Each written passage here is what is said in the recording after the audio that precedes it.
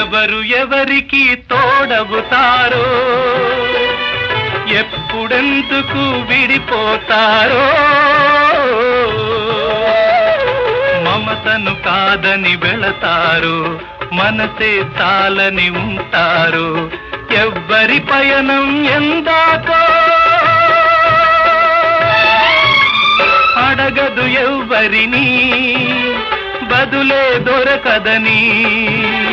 అడగదు ఎవ్వరిని, బదులే దొరకదని.